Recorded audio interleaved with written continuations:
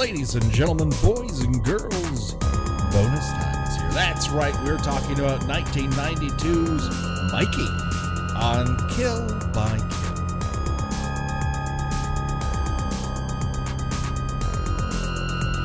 Well, greetings and salutations, Internet. It's your old pal, Patrick Hamilton, coming to you once again from some neighborhood in Arizona we couldn't identify. This is the Kill by Kill podcast, where we are dedicated to celebrating the least discussed component of any horror film, the characters. Now, we're going to unpack all the goriest of details of 1992's killer kid opus, Mikey, in the hopes that a new adoptive parent's death is just the beginning of the jokes that we can make at their expense. And as always, there's only one person I trust that if I go inside to answer the phone, she'll make sure to pull that boombox very close to the jacuzzi. The one, the only Gina Radcliffe. How are you doing today, Gina? Questions. Yeah. That is how I am doing. I am doing questions. A lot of questions. First and foremost, why did I let you talk me into doing this movie? You know what? I wouldn't say it's a fast 90 minutes. I'd say it's a fast 70 minutes with 20 minutes of padding. 20 minutes where I absolutely had that, moving that little indicator along on YouTube to skip over stuff. It's like, oh, they're still talking. Let me just let me skip to there. I watched it with commercial interruption from Tubi, and it was a glorious standard definition cut of this motion picture in 4:3. So it was really, the grandeur of it was palpable. Where it's got that watch out for snakes level ADR. Like we've said, particularly when we were talking about Dr. Giggles, when you have this much ADR, it does suck the emotion out of almost every scene.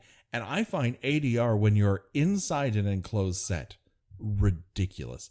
But I also think that this movie was made by, conning a group of local dentists to give them their tax shelter money. It all seems very ramshackle and a skosh grimy. It was directed by one Dennis Dimster Dank, which definitely sounds like a absolutely real name. A Dimster Dank joint. Yeah, no, we all know that. It sounds like when you want to make sure that people know they're watching a quality motion picture, you have your director sound like a Monty Python character. Get me Dimster Dank. Are you in the Dimster Dank gang? Yeah. Dank right I am. I say to absolutely no one who is asking. Gina, I don't want to alarm you, but we are not alone. That is right, we have a special guest.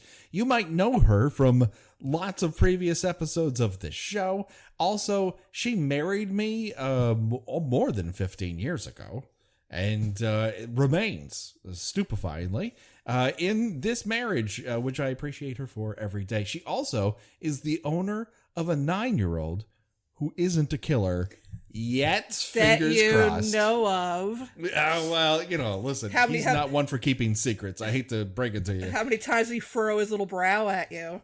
Oh, depends on the day. Do we take away Roblox that day? Maybe we get this reaction. You never know. The one, the only, the returning champion, Becky Wilson. How are you doing today, Becky? Hello. Hi. I'm so glad that in quarantine, where we spend 24 hours a day together, yes, you invited me to watch this movie to bring us even closer. That's the point, is to solidify the bonds that we have within this relationship and to test them for 90 minutes by watching Mikey. Well, yeah, Otherwise, how would we know? You're gonna look back. You're gonna look back on this. You guys are gonna be having a nice, spritzer on the beach, and you're gonna look into each other's eyes lovingly and say, "Remember when we were in quarantine? We watched Mikey together." Aww. It's a team building exercise, really. If that won't break you up, nothing will. Exactly. Rock solid. Last time I was with you all, it was for Patrick Swayze's Skate Town, which had, much better yes, movie.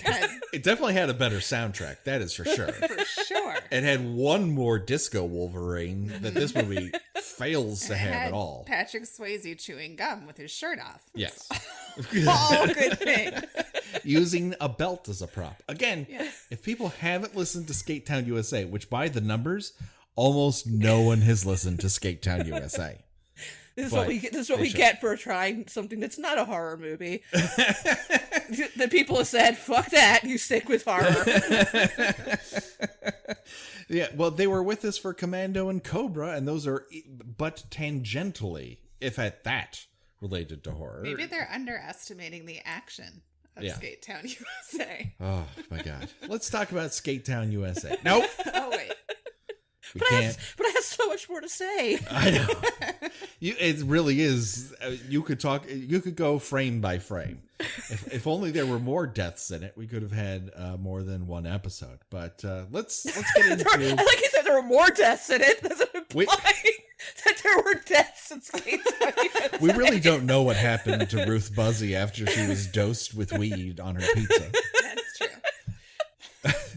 My guess is that that character died of a weed-related overdose. So 1992's Mikey. It's a killer kid movie. I don't know that we necessarily have to go beat by beat No. through this. It's a Can very I- simple story. Should I save my why I don't like killer kid movies rant now, or should I do it now or save it for later? No, if you listen, it sounds like you got one in the chamber. Shoot it. It's never a genre I've ever particularly enjoyed. Mm-hmm. Mainly because I don't think that the people who write these movies, spend many more than maybe like 45 seconds of the most disinterested research in how psychotic children actually act. And they're Yeah. always invariably, they act like psychotic adults in children's bodies. And this one in particular, I mean, he's a little pervert. He's taunting his victims. He's cracking puns about the murders he committed. He's faking his own death. He's planting evidence. He's dragging around corpses, and he's supposed to be 9 years old. He's a 9-year-old who knows how to make a Molotov cocktail. Yes. Yes. And like you said, he's very strong with dragging multiple bodies around. Like, Yes. our son is the same age and can't pour cereal in a bowl. This is my other issue in that particularly in this movie, the adults just absolutely fold in the face of this child, furrowing his little brow and making little sounds at them. And it's like, you love your child very much. No one wants to hit a child. No. That being said, if a child is running at you with a hammer, you're not just going to stand there and say, "No, please don't stop." If nothing else, you're going to do like that cartoon thing where you put your hand like on their forehead and Yes. just kind of like hold them like at arm's length from you. Yes. Because Yes. you are the adult here. You are by default, unless you're in a wheelchair or something, you are by default stronger than this child. And everybody in this movie just wilts in the face of, just becomes these sobbing, helpless messes in his presence. They all have a death wish once it's revealed to them that a killer kid is in their presence. They're like, wait a second, Mikey wants to kill me? I guess this is what God wants. And they I just better stand go there. in the house. Yeah. It's like, Where I know he is. I've had a good run. What are you going to do? I was asking Patrick when the Macaulay Culkin Good Son movie came out, where he was a bad kid, because it was like 6 months after this one. There must have been a run on. Oh, there is. This is There's what always people want to see. Yeah. Yeah, there's always like they seem to come in spurts for some reason.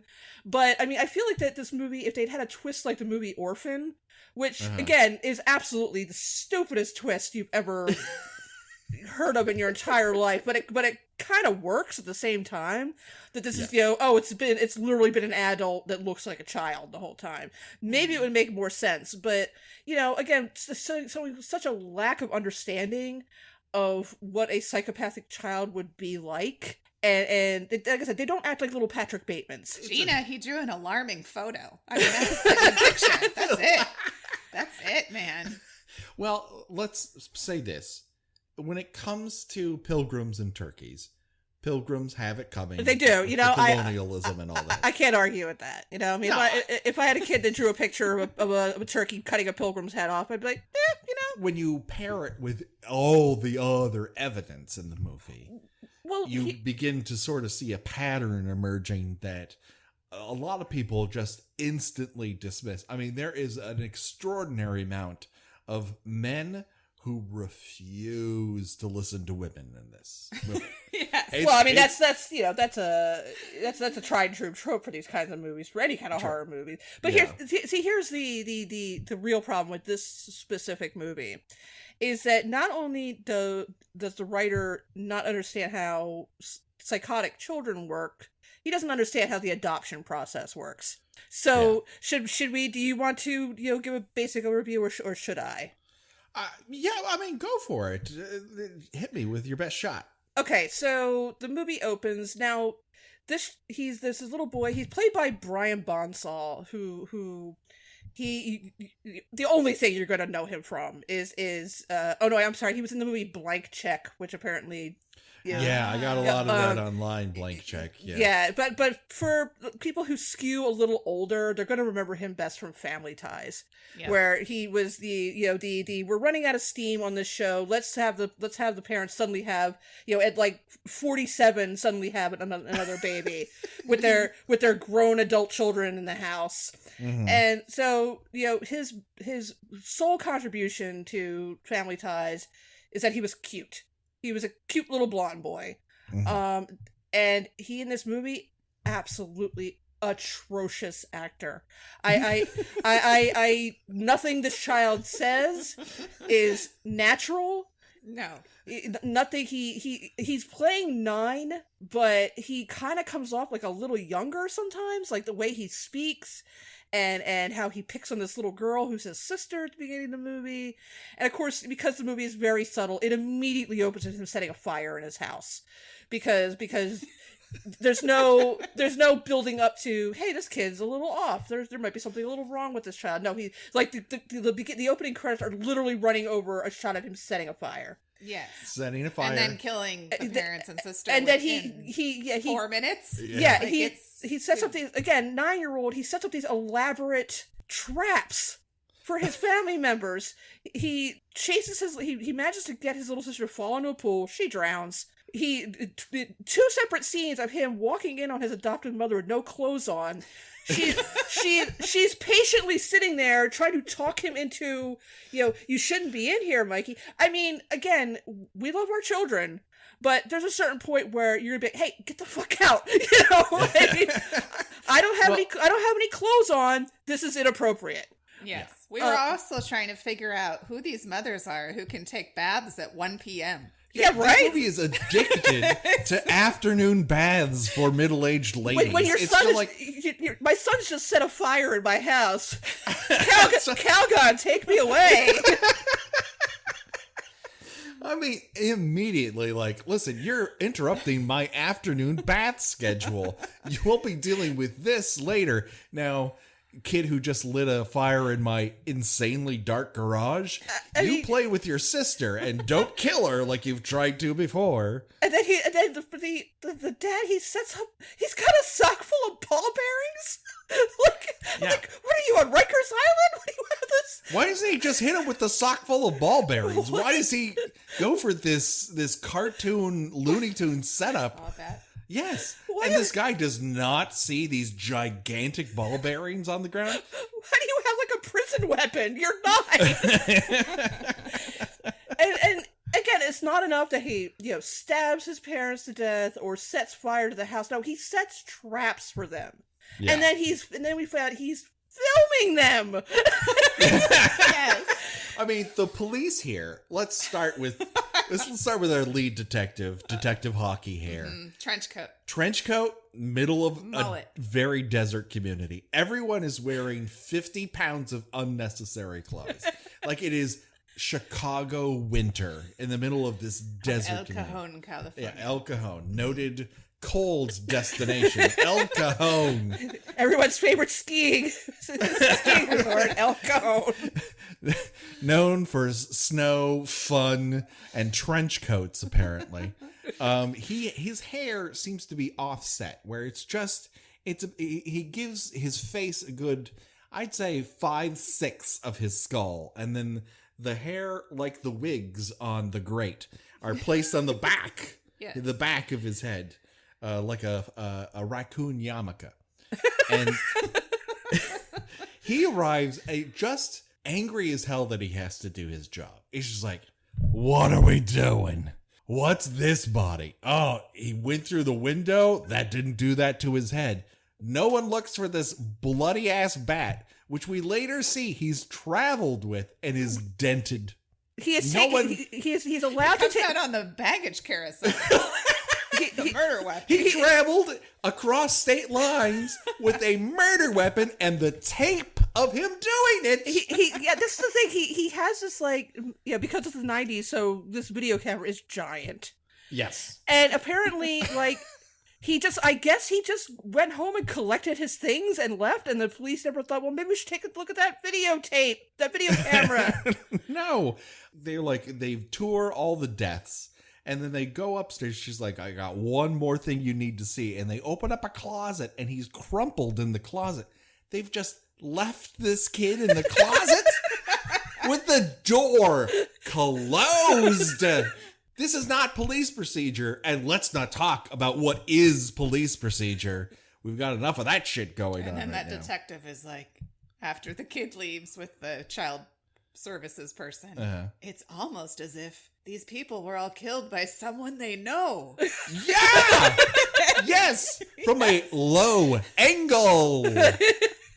Well, yeah, so the kid is, of course, we can't do anything wrong with him. He's just the perfect child. We don't know why the foster mother sister absolutely refuses to adopt him, and for whatever reason, she won't say anything. No, she just says, I don't want that kid. I don't want to talk about it. Which, maybe you should try. I don't know, talking about it. But I will say that Kelsey might be one of my favorite characters in the entire movie, because it really does feel like she's just a featured guest star in Saved by the Bell who's wandered into a different set. Yeah, she shows up for that one scene to be the only person that even remotely suggests there might be something wrong with the kid. And which is completely dismissed by everyone. Well, they might be dismissing her opinion because she's shown up to this meeting in a lace halter top with a leather Letterman's jacket. 90s. So fucking 90s. All I'm just saying is it doesn't project, I know that this child is psychotic. Also, you should just say, I think this kid is psychotic. Yeah, you would tell somebody. You would say, like, and I get, everybody's supposed to be afraid of him. But I mean, come on. But so, the next scene, he's being adopted by this other couple who has not been told that his last family was murdered. Because why would they need to know that information, because Gina? we find out his adoption records have been quote unquote sealed. Right. That's not what that means. Let's just clarify. Again, I am not adopted. I have never adopted a child. I have known people who've gone through the adopting a child process. That's not what that means. No. That means that you for one thing, it's optional. And it basically means that the birth parents, I'm sure I don't want to explain to you guys, you know what it means, but for the benefit of the listeners who might not be clear, and certainly nobody who made this movie was clear on or didn't think that the audience would question it.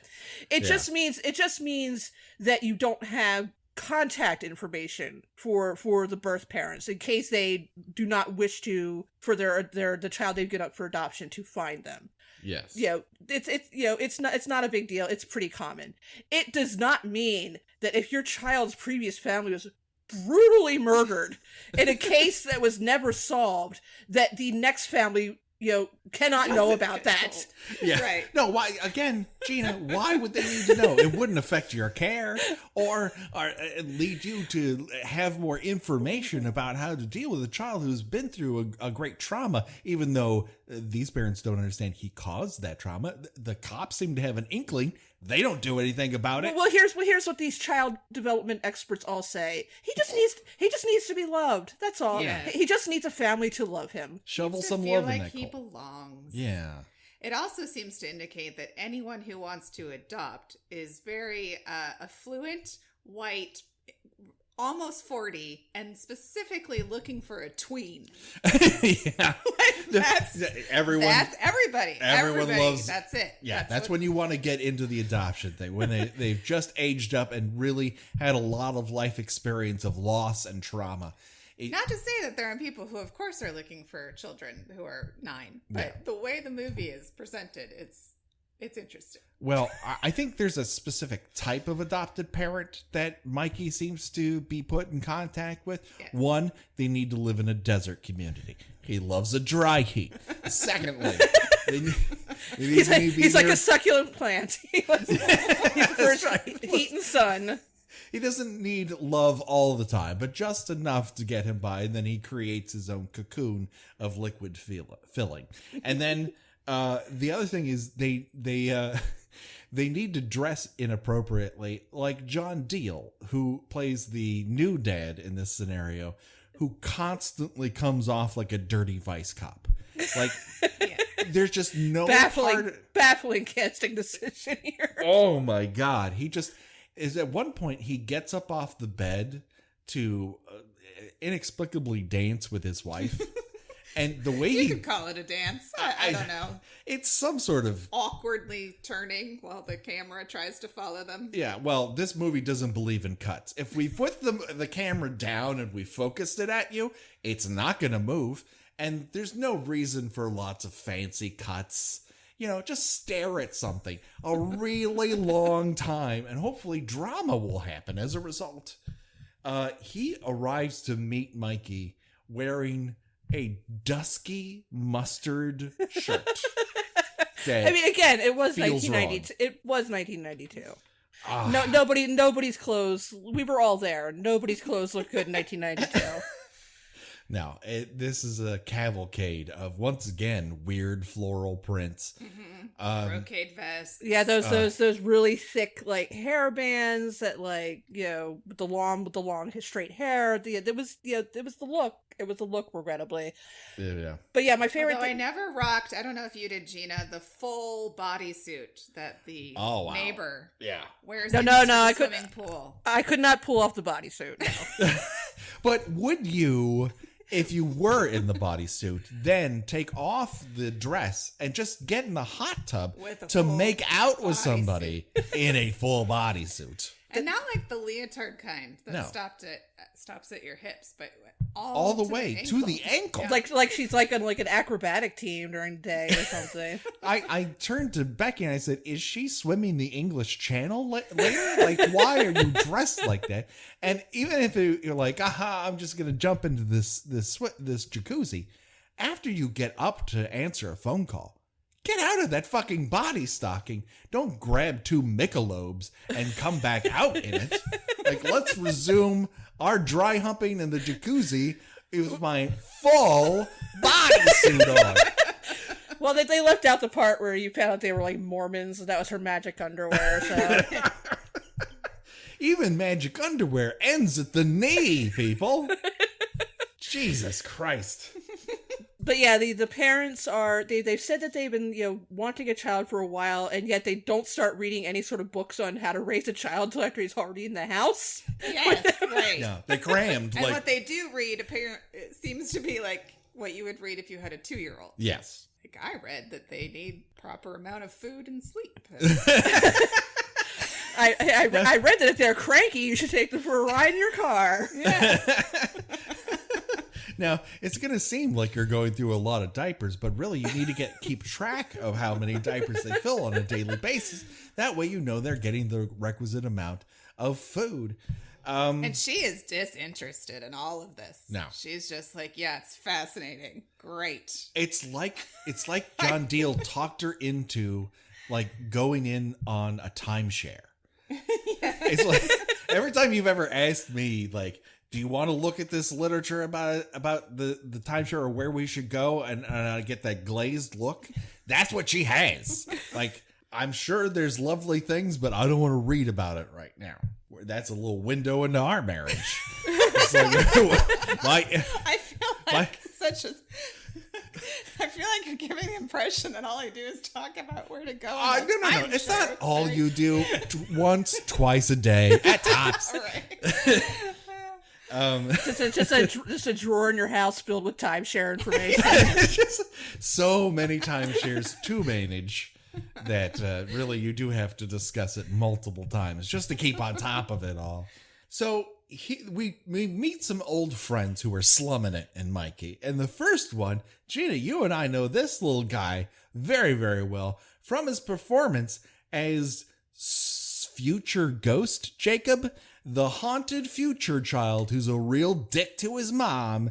It's Whit Hertford, everyone. Whit Hertford. He's also the kid that Sam Neill threatens to disembowel with a raptor claw in Jurassic Park. Well, he had it coming. He didn't respect those chickens. And He's a strange looking child. He's so weird looking. It's got to be said. I feel bad because I'm basically bashing children in this movie, but he's a strange looking child. We didn't put him in the movie. He looks like a Keane painting. He's like fully 3/4 of his face are eyes. Yes, eyes and very heavy lids. Like he's never had a full night's sleep. Like he lives underneath an all-night gambling disco or something like that. Yeah, he does have some startling bags for a 9-year-old. It's a very interesting look, and I can see why he's cast, because you're not gonna look away from that face. But wait, I have to ask: is he the skeleton at the end of the movie? No. They that skeleton is in a classroom, so somehow Mikey got that skeleton, which he diverts talk of why he doesn't take his shirt off to play soccer, and that scene where because a 9-year-old would know how to be that duplicitous. Yeah, well, this one is. And so the coach is like, why did you want to take what's your favorite movie? And he goes, Freddy Krueger, A Nightmare on Elm Street. And you're like, oh yeah, for sure. Is that why you don't want to take your shirt off? The guy says. I'm like, what the fuck? That's not a component of Freddy Krueger. We actually see a lot of his torso, strangely enough, for a guy who only wears one sweater. That was a very odd question. It really is. I'm trying to connect these dots. Is it Freddy Krueger? No. Yeah, this elementary school coach, is he the coach? I think he's the principal. Played by Ferris, also the coach. Played by Ferris Bueller's dad. Yes. With all the verve he brings to it. And this movie is fascinating with a couple things. Women taking baths in the afternoon. Watching characters play out fantasy sports scenarios out loud. In one scene, Ferris Bueller's dad does it. And in the very next scene, Mikey is doing it outside. Like, I don't know how much you need to pad this movie, but it would have been fine at 75 minutes. I love that. I love that scene because the mom is looking out the window and she's like, oh, it's so cute. He's pretending to play a baseball star. And he's like, and the ball hits the pitcher and blood sprays everywhere. The crowd goes wild. He's dead. I don't know if charges will be levied. We're going to have to run this to the commissioner.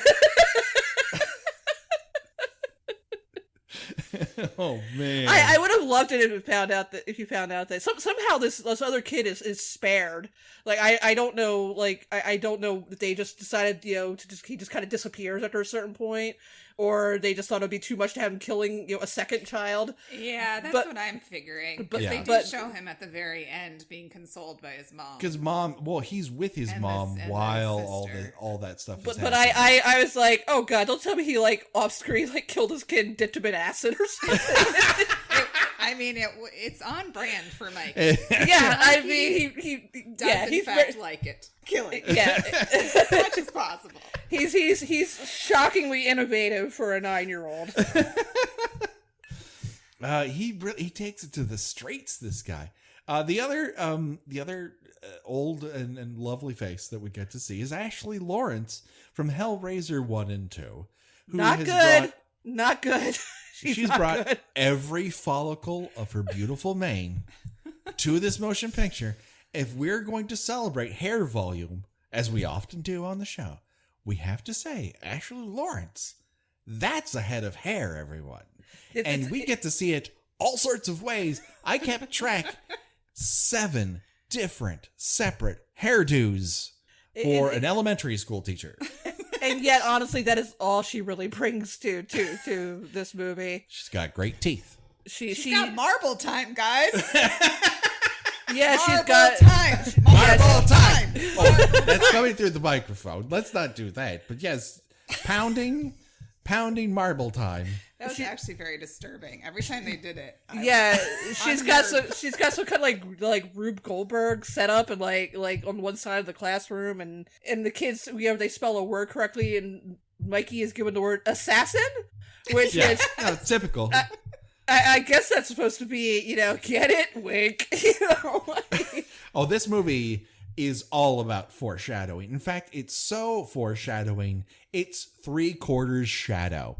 There are entire sequences in this movie that take place in a void. That opening garage is like it's in a black hole. Later, Ashley Lawerence goes to look up Mikey's backstory on microfiche. We get a microfiche scene. I was like, microfiche! Microfiche! And that library, I guess, is in Castle Dracul. I mean, this is the middle of the day. Why is it so fucking dark in this library? It is at night. It is still. Why? Who let her into the library at night for the microfiche machine? Holy hell. I love when she calls to ask, more information about someone named Mikey and identifies herself as, I'm so-and-so, a teacher from Arizona. Of the Arizona teachers. That is me. You can trust me. I'm an Arizona teacher. Arizona teacher. I think my reputation precedes me. Yeah, and this is she immediately gets information about who this kid is. Information that Mikey's adoptive parents either think they can't get or think it's not worth trying to get. Or they just don't care. They're just, John Deal is so fucking happy to have any child in this house that he's like, got one. Anyways, I'm off to work.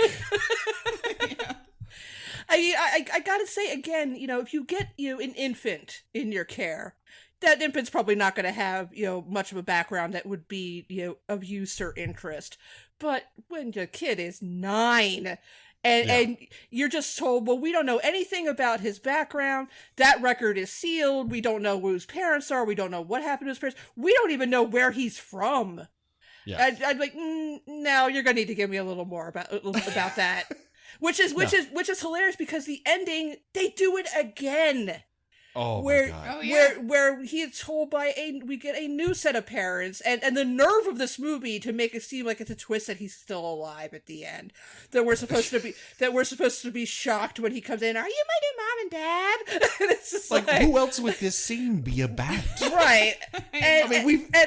So we have this, jumping to the end where he kills the shell of a bunch of people, blows up his new adoptive parents' house.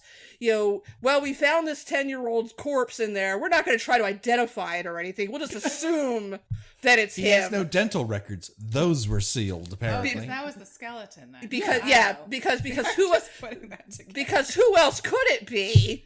I mean, yes, we this traumatized young woman that said this child attacked her, but we'll just assume that that's the same kid in the house and that he just burned to death.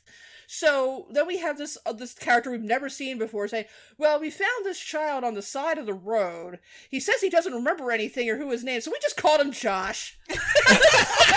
As you do. Yeah, Josh. And it's like due diligence? Never heard of it. It's like, listen, he's covered in blood. Some of it's his. Some of it we don't know. But, he looks like a Josh. So, it's adopt?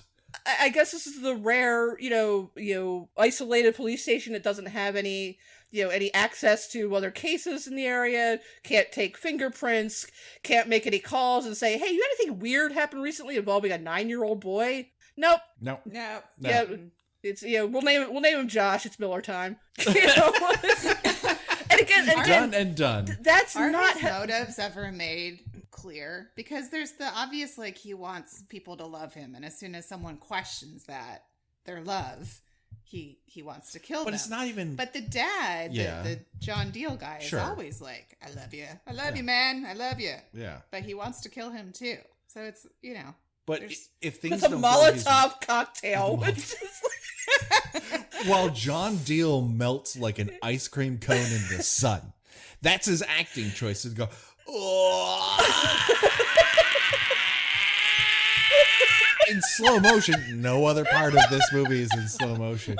And it just, for some reason, he just decides to wilt in real time while the camera does not pan away from him at all. No. Just him clutching the side of the living room and screaming to the heavens. But starting low and then going high as if they're like, we're going for the world record, John. If you can do this on camera for 45 seconds, you'll be in the Guinness Book of World Records. And he's like, this is a job for me. Oh my God. So should we get to how little 9-year-old Mikey is a sex pest? Oh God! Oh, that is please. so Yeah. gross. Yes. I mean, why is he I so don't- perverted? Yeah, that takes up a good 25 minutes of this movie, how he's a sex He perv. hasn't hit puberty yet. But he's more advanced for his age. I mean, And we yet. see his artwork. Not only do we see the turkey and the pilgrim, we get to see a picture of his old sister dead in a swimming pool, and his parents are like, I think we got a new Christopher Columbus on our hands. Like, whoa. You went straight to Christopher fucking Columbus? weird. That He man also caused a called it- genocide. The father also called it self-contained. Okay. I love it. I love this dead girl face down in a pool crayon drawing. It's so self-contained. Insane. Like, it's a very all the information I need is within the frame. No, it's great composition. When it comes to that, it's super great. I mean, yeah, when you know how to make Molotov cocktails, I mean, really, all bets are off as to what is an appropriate behavior. That's the gateway to perversion. Yeah. So it turns out that the new next door neighbor, the older daughter, is a hottie. Wouldn't you know it? And it's Josie Bazette from Melrose Place, I think is really how everyone knows her. She had a short and kicky haircut and that. Yeah. Here, she seems predominantly shown with her long blonde hair held back away from the rest of her face. Because it's a wig. Is it a wig? Yeah, that's why she's got the hairband on. You can definitely tell. Oh. Yeah, with the big thick hairband. Oh. Yeah. But didn't I mean, pick up there's on that. the scene where Mikey first lays eyes on her is so funny and so badly done. I expected like more than a feeling to like just suddenly like burst onto the soundtrack. I wanna know what love is. It's just that that typical scene in so many adult romantic movies where you lock eyes with the person you're going to spend the rest of your life with for the first time, and it's just like, but he's 9 and she's 16. And she keeps telling him that he's a good kisser, which is really... Oh, my God. So... But Yes, because, her first imagine- introduction is that she thinks he's dead. Yes. Which is... He's Okay, dead. Luring her into a sexual So he does situation she is not a party to. CPR, Yeah. Or she does Let- CPR. And then Yeah, calls it- him a good kisser. Yeah. and it's like, Ew. I mean, again, you guys are the parents of a 9-year-old. If a 16-year-old said that to your son, you'd be like, you know what? Why don't you just go home? First of all, how do you know? Second of all, how good of a kisser? Now, be honest with me. That's Apparently we my... would tackle this different. Listen, That's we my- can have that's different my- styles. I'm not saying we wouldn't discuss it beforehand, but that might be my approach. You don't ever do that again. That's my point. That's right. I know nothing of sexual politics. This works out great. Yeah, so, oh man. Considering who Mikey's competition is, though, I think he has an okay chance. Because when it comes to dumb cinematic Dumb bohunks, boyfriend. Yeah. David Oh. is right at the top. I mean, he is a well-chiseled chest, with a head that I think its only purpose is to support hair. If the wind were to blow hard, it might whistle through his ears. Yeah, he was definitely trying for that 21 Jump Street hair. haircut, Oh, yeah. floppy Yeah. hair. That hair For that just sure. kind of like spurts in two opposite waterfalls Yes. and over his temples. Yes. Yeah. Yeah, and he's horrible to the daughter who comes home from college or wherever she comes home from. I Some don't know. boarding school she drives herself to. I don't know. There's some weird moments in their courtship when they go out on that paddle boat. First off, she says, I need someone who can provide a little muscle. And Mikey goes, I'm very strong. And you think it's like a little cute joke. But then later when he's dragging bodies, dead bodies, Yeah, multiple. One after the other. and setting up a tableau for He fuck's is sake. strong. He is strong Yeah. as fuck. And again, Becky said it earlier. It prompted a conversation with us about child development because it is true. Oliver is resourceful in many ways, some not so much, like pouring his own milk into a cereal bowl. He's so afraid of doing it wrong that he stops himself from doing it entirely. Again, I don't think we should judge his development against Mikey. That's a weird paradigm that I just don't think we should apply to Oliver at this point. All right. Okay. I get Again, we parent two different ways, and it is a compromise how we go about it. Just gonna I mean, say. if he gets caught with the sock full of ball bearings, which one of you is going to be to blame for that? then we're gonna have to. I don't know. Well, I feel like I mean, honestly, Patrick, I feel like it would have to be you because the movie very heavily telegraphs that it is his enjoyment of horror movies that makes him. Now, the question could be, well, is he like this because of horror movies, or do crazy people who murder their little sisters enjoy horror movies? Right. But this is the filmmaker I think are definitely trying to say something Yes. about horror movies and children's exposure to them. Yes, and they're definitely kind of recreating little horror movie moments throughout. Well, yeah, like I say, he's just firing off quips like left and right, like Freddy Krueger. But a 9-year-old doesn't know, I mean, so they know the concept of a pun, but not something that's a throwback to. It's like, oh, I see you like baseball. Are you a good catcher? Yeah, but I'm a really good hitter. Wink. And it's like, okay, number one, that's for the audience. The audience has to be like, oh, I mean, he's so, what's the word I'm thinking of, unremorseful, about his, last father's death, that he's making jokes about it. But again, I don't think even a mentally ill 9-year-old would be doing that. And this is an adult in a child's body. And one would also think a newly adoptive father wouldn't walk in on his son watching the videotape of him murdering his prior family. And He doesn't even ask. Hey, I just don't want you to watch those kind of. Don't watch snuff films. He doesn't excuse me, what are you, every parent would be like, what are you watching? Stop, rewind. What is this? Tell me what this is. No, he's just like, hey. Well, I review every YouTube video my kid watches. Right. You're telling me he's walks in on a snuff film, is like, oh, it's after 8. What did I tell you? Come on, little slugger, time to go to bed. Oh, you. So they go out on this paddle boat, which I think is an excuse to just leer at Josie Bazette. Yes. Because the camera seems very focused on her torso. When she gets into the water, when she gets out of the water, I'm beginning to see why she donned a full body stocking later for her jacuzzi scene. But there's this sequence of events that happen where she goes, hey, looking is fine, but staring is rude.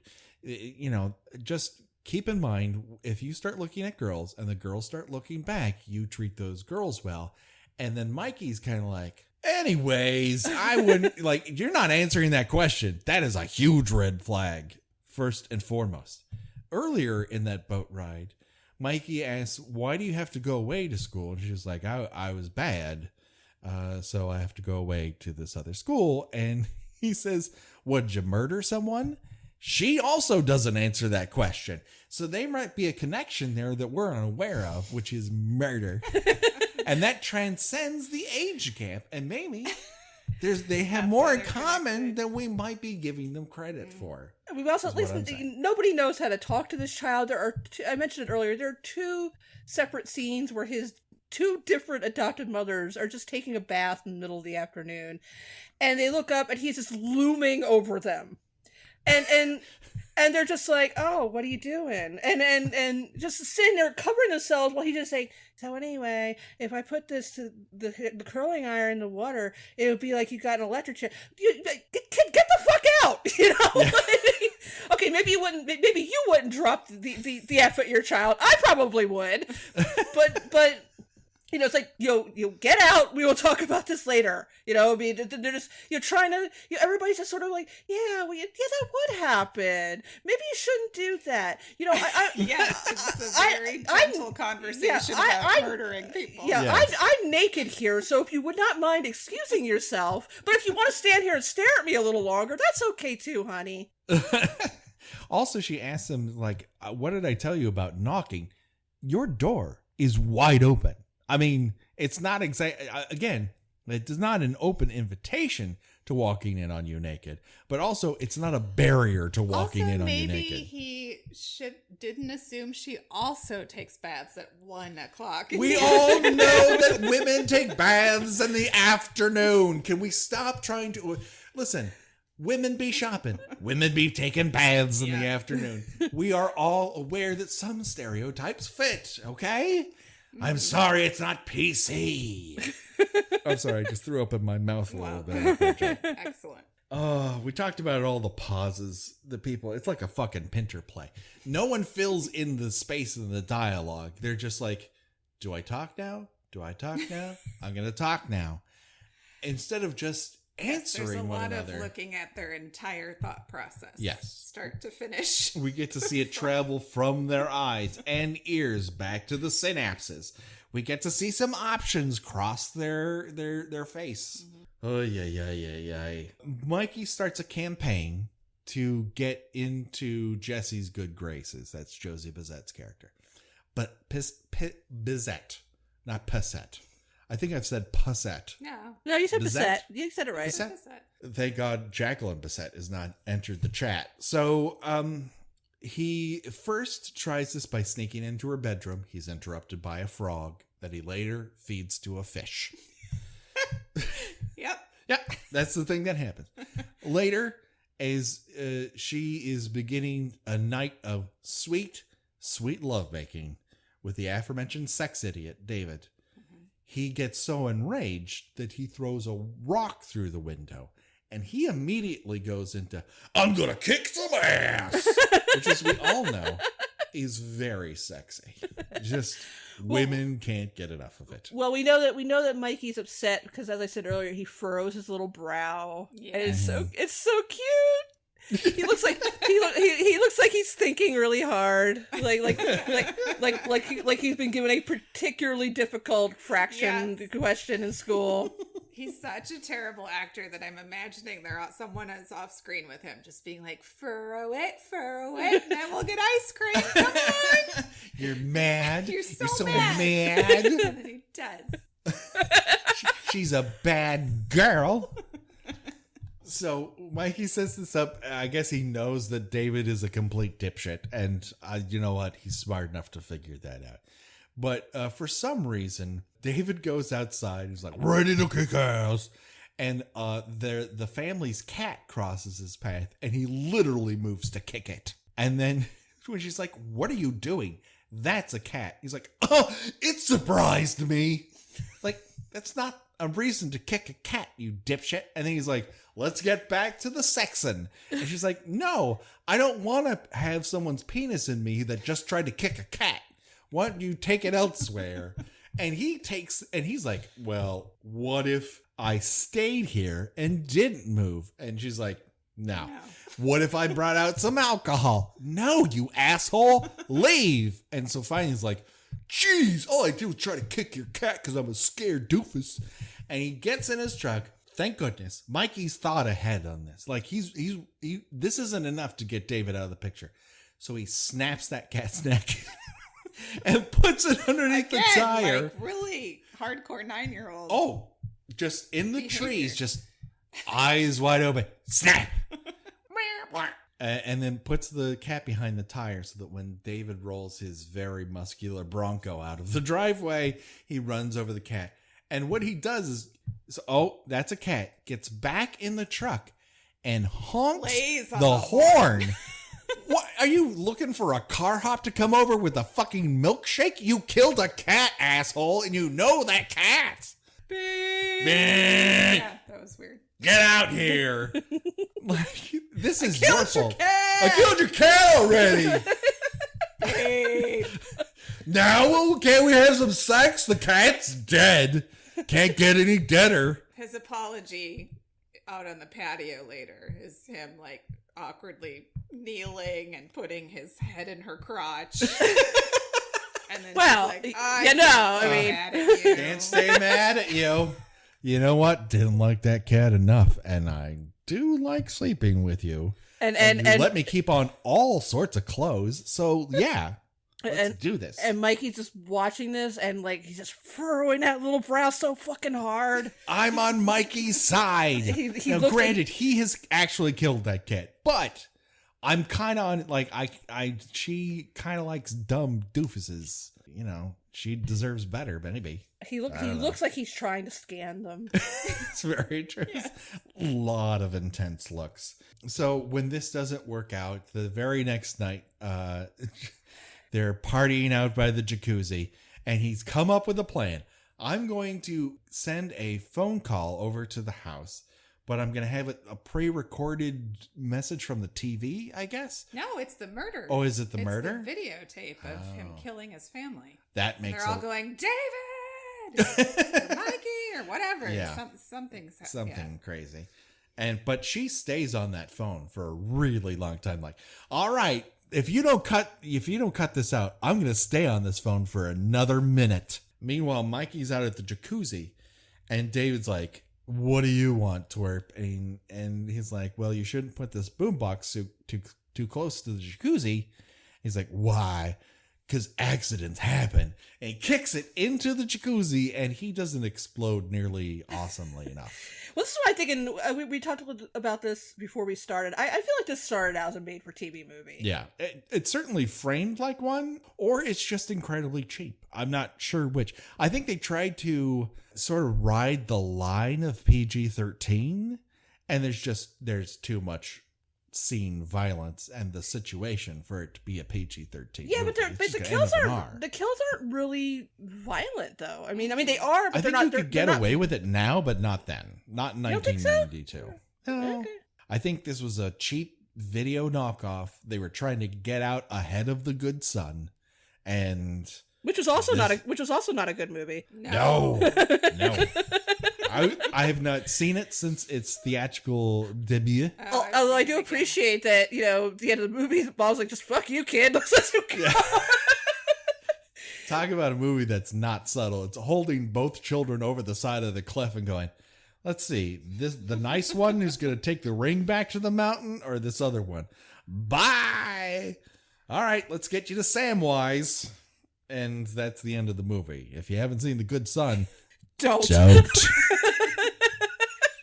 It's terrible. It is. So, yeah. So he's now electrocuted a lot of people. Yes. But he's not done. He's not done. Meanwhile, Ashley Lawerence is looking up all his background. She finds out that the parents are dead. She talks to Detective Hockey Hair, who's like, I don't know where they sent that kid, but those parents ought to be worried. And she's like, oops. And then she goes to Ferris Bueller's dad and says, we got to do something about it. He's like, we do. You go teach your class and I'll talk to you later. I'm like, okay, whatever. And hours pass. Meanwhile, Mikey is back at the house. He's upset that mom has sold the fish that she breeds for money. And yeah, that was unclear what she does for a living. That was bizarre. Yeah, like so and so bought these fish. Yeah. Well, John Deal at the beginning says she makes aquariums and stocks them for money. And you're like, okay, that's a thing? Like, that's what a pet store does. So she works in a pet store, or she makes aquariums of fish? Listen, I need an aquarium. Do you know a person? Well, I could send you to a big box store, but I know someone who makes artisanal aquariums. Oh, well, give me their phone number. I'm going to dial them up on my massive home phone. So she says, listen, this is what happens. Like, it wasn't our fish. Somebody paid me and I give them the fish. And he's like, you don't love me anymore. And he storms off. So later, she's wearing the largest sweater. It's like again, Dick Butkus gave her the sweater, and she's this tiny slip of a thing walking around in this massive football player's sweater. And Mikey's like, I'm done with you. The first thing I'm gonna do is I'm gonna swing at you with a hammer, and then I'm gonna connect with your goddamn hand. And instead of running out of the house, she gets a fucking ice pack. Like, oh. It doesn't call. Well, she does. Okay, she does. To be fair, she does try to call the police, but also sees that the phone is not working because he's taken it off the hook. His little system. His little very 90s clear phone. That was a thing. That was a thing for a little while. Yeah. But yeah, the swatch of phones. She does not run next door and say, "Hey, my son is trying to kill me." Could you call the police, perhaps? I have a murderous son on the loose. But nope. No, she's just.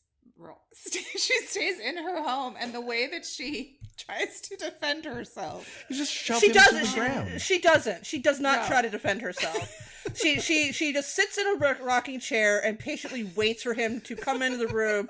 She just like, you want to give me the hammer? No, okay. Ow, ow, ow, ow. She takes multiple shots from this hammer, and at a certain point, she shoves him to the ground, and the hammer goes flying. And she's like, whew, and then he gets up, picks up a shard of broken glass in his hand, and starts running at her, and she stops at the stairs like, hey, this is done, mister. And he's like, fuck you, leaps on top of her and jams that in her neck, and they go through the banister and down to the stairs below. Wouldn't you know it, it's time for Ashley Lawerence and Ferris Bueller's dad to show up. Let's be clear. He anticipated that they would show up somehow. His plan depends on it. He has figured out that all of these people are on to him.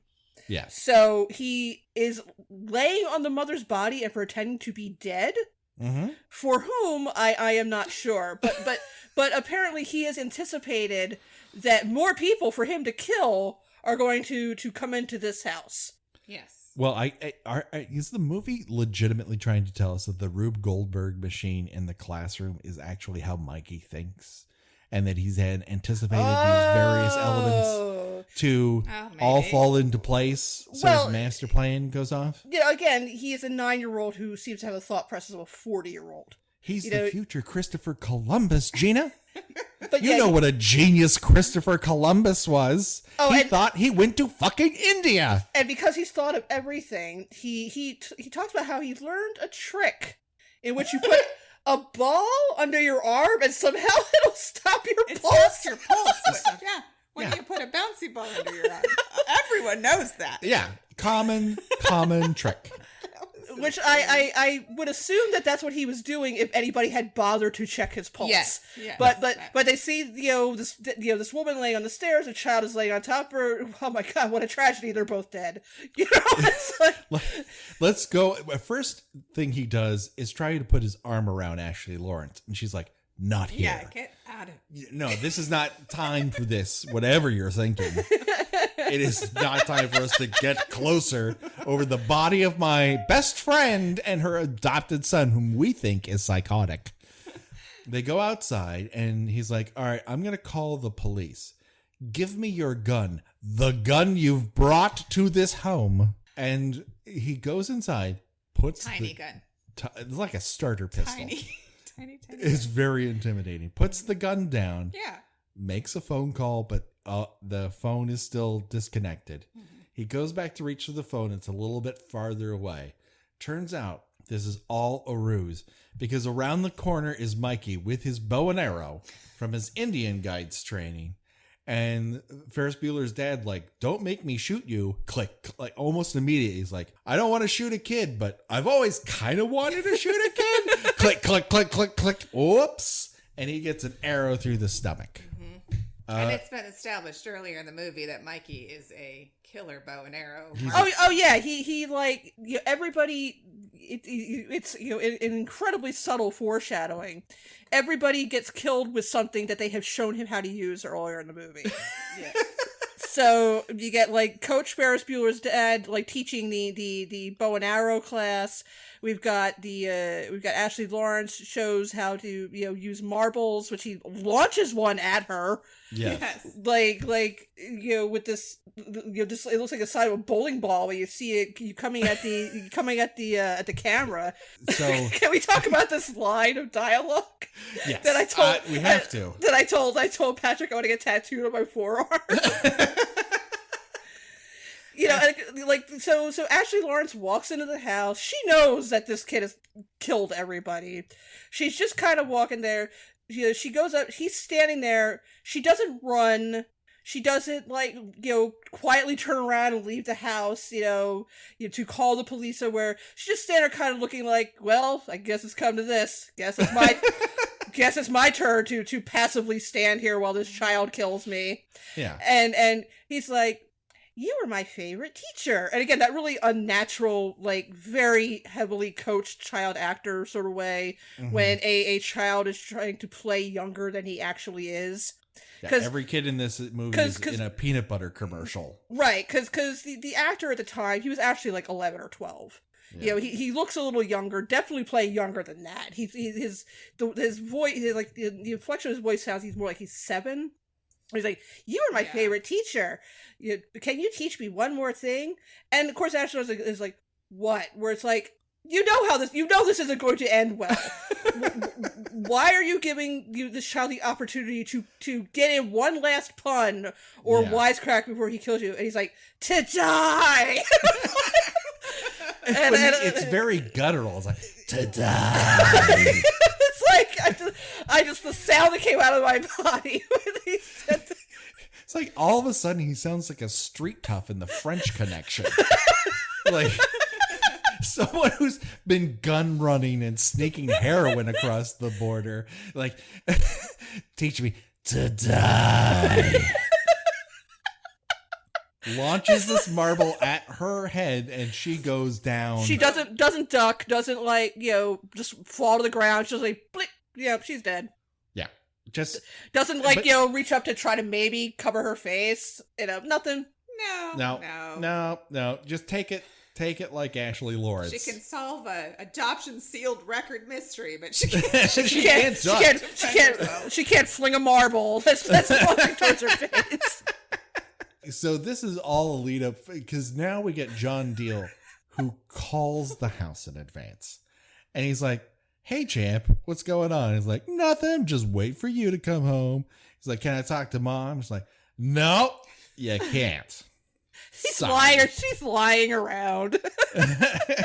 She's not feeling well, what with all the stabbing to her neck that I did. And so again, John Deal comes home and he's created this happy birthday to me tableau with the skeleton cutting into a cooked turkey. He's prepared a turkey. I mean, that is a full fucking day. And he's dragged all these bodies upstairs. I mean, he had this whole thing where he was like hunting Josie Bazette, but it comes from nothing, and she ducks an arrow, and she can't open the window to scream at John Deal to not go. I love that. She's like waving, and he's like, "Hi, boy, she's cute." Hey. She's very enthusiastic, that one. Have you seen the guy she's dating? Oh, hubba. Anyways, what's happening, champ? And they go inside, and they stumbles upon this tableau of the skeleton cutting into a turkey like it's the fucking Pirates of the Caribbean, and 3 other dead bodies at the dinner table, and he just has this. There's some underacting here. It starts underacting. He's like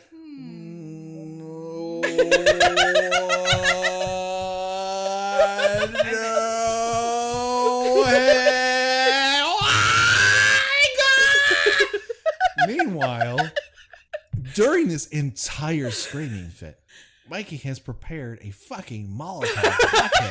Something he knows how to do. And when we watched it, I had forgotten that he had let the gas oven on. So the room is filling up with gas that no one can smell. So when he throws that Molotov cocktail, when we watched it the first time, I'm like, what the fuck is in that Molotov cocktail? Because that house blows. But here's the thing. He's still in there when the house blows up. Yes. Yeah, he hid behind a couch. A couch will stop that amount of explosion. Everyone knows that. I mean, it's from Lazy Boy. They make fine, solid framed couches. I don't know how the fuck he escapes. I feel like this director was so proud of himself, though, because he's like, I'm taking all these horror movie I'm taking all this imagery. I'm redoing Happy Birthday to Me. I'm doing the flip of the mom down the stairs. Yeah. He does that shadow thing in the window where it looks like Freddy Krueger's shadow. Yeah. He's so proud of himself, and he should not be. No, he has not a thing to be proud of here. Not one single thing. So let me get this straight, Becky. Are you not a dinkhead? Because this is a pro dinkhead podcast. Like we're down to dink here. So yeah, the house blows up, and then later Josie Bassett's just looking at the charred remains. She's like, "Tell me you found a child body in there, because that kid is trouble with a capital T." And like, we found a skeleton. Looks like a 9-year-old to all of us. Good enough. Good enough. Yeah. Seems cut and dry. It was cutting into a turkey that had to have been a 9-year-old. It appeared to be pouring an endless bottle of wine down its gullet. It was sitting on a bed of gold coins. There was a dog in the corner holding a key. While embers were cracking all around you. Oh man. And then they're like, case closed, baby. And then, but just you wait. There's still at least 5 more minutes of this movie, while the slowest rollout of a twist ending that could only mean that Mikey fucking survived happens. We're like, yeah, we found Josh, if that is his real name. And we don't think it is, but we also don't care. He doesn't remember anything, which isn't suspicious. Children often don't remember anything. We need to get this kid out of here. Will you take him? And they're like, yep. It's extremely common to find children wandering the streets alone. They just give them to another family. Oh yeah. Without doing any research or due diligence into who their family might actually be. We got to get that kid into another yuppie household. And luckily enough, America is chock full of them at the time. And so introduce Josh. And it takes 10 seconds for fucking Mikey to walk out from the shadows. The inappropriate shadows. Apparently, this adoption facility is the same set as Cat People. And he finally walks into the light and is like, "Are you my new parents?" Because he's got a big gap between his big adult teeth. And these parents have been... They're like, he may be a handful. It's going to take time and patience. He just needs some love. Have to love him. And, just needs some love. Dad is like, well, the Lord will help us. And I thought, oh, well, this is not going to last long. Yeah, Jesus ain't got nothing to do with this, they're man. God-fearing folk. Oh boy. He just needs some love and to let him look at you naked in the bathtub for a little while. Yeah. Question we ask all our adoptive parents: what is your bathing habits? Is it mainly an afternoon bath? Do you have one of those big bathtubs with jets? Because that's a plus. Can you reach your electrical outlet? Yeah, are they close to the bathtub? Yeah. Do you have a lot of electrical equipment with long cords? So that's Mikey. So let's play Choose Your Own Death Venture, and that's where of the deaths presented in the film, if you had to die that way, which one would you choose and why? Up for bid here, we've got drowning in the pool looking for your baby doll. So, and then you got die of a hairdryer in the bathtub. Or a curling iron. Well, the curling iron doesn't actually that was happen. A threat. That's a threat. Yes. we do have dying in a jacuzzi with ghetto blaster, then which is a terrible term, but a boombox radio. My please excuse my reticent terminology. So then we've got slipping on ball bearings and defenestrating through a window and then taking a bat to the dome a couple of times. Being fed to a fish, which is how the frog dies. However, the skeleton died before it came to the school. Arrow to the stomach, ball bearing to the head, several hammer hits, and then stabbing in the neck with a broken shard of glass. And being blown up in a house with a Molotov cocktail natural gas explosion. And don't forget marble to the eye, forehead, she takes a marble to the dome somehow. Yeah. We don't really see the end results in it. We just know that her head hits a wall and there's blood there. So yeah, she got it real good. Can I choose beheading by turkey? Yes. Now, okay. Granted, you will have to become a cartoon pilgrim. Right. And take that perilous journey across the Atlantic because you were suffering from religious hatred, and then you come to a new country that is very hostile to you, even though it was made of crayon, all to have a turkey take your head off. Are you willing to do that? Yep. Okay. Then you have chosen correctly. Gina, what say you?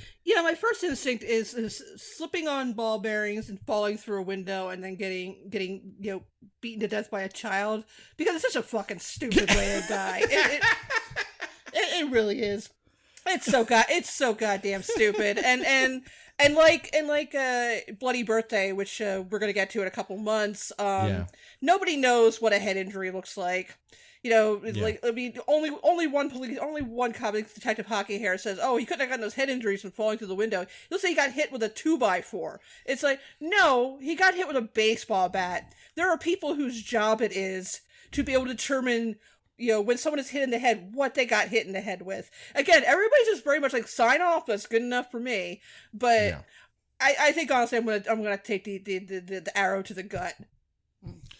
Yeah, I think it takes a lot longer to die from an arrow in the gut than it does Ferris Bueller's dad, but he seems to keel over immediately. He does it well. I probably would just be like, oh, and just like fall over. And yours? I think I'm going to go with, it's really difficult because I think a ball bearing shot through the skull is the way I want to go. I think it would be fast, and I think it would be hilarious. And you just remember that you have to, for inexplicable reasons, deny yourself the very, basic instinct of holding your hands up in front of your face to ensure that ball bearing, hits home. My reaction times are not really up to Big Trouble in Little China, Jack Burton standards, so I can very much see that. All right, before we go, Gina, where can people find you on these here internets? I am a writer at The Spool, which I review movies and TV shows. June we're doing Gus Van Sant month, and I am also going to be doing retrospectives of Batman Forever, which I unironically love with every fiber of my being. I'm also going to be covering To Die For. And Can't Stop the Music. Oh, those are three great things that go great together. Absolutely. That is staying on brand for me. Find us on the internet at Kill by Kill Pod. We're on Twitter, unfortunately Facebook, and still Instagram. Email us at killbykillpod@gmail.com.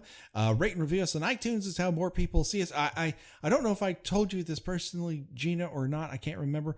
We were the #1 episode in Belgium. Woo! Waffles for everyone. We have Belgium on lock. Yes. Our trip to Bruges is paying off. I assume it's the person they knew we were there. I assume that the guy who hit me with his car has been telling everyone about the podcast, Perhaps. and that is why we're going through the roof. Thank you, Belgium, for making us #1. I assume it takes one download to become #1 in Belgium. I'm not sure. But whoever you are, continuing download to make us number one in Belgium again. And so for myself, for Becky, and for Gina, bye-bye, everybody. Bye.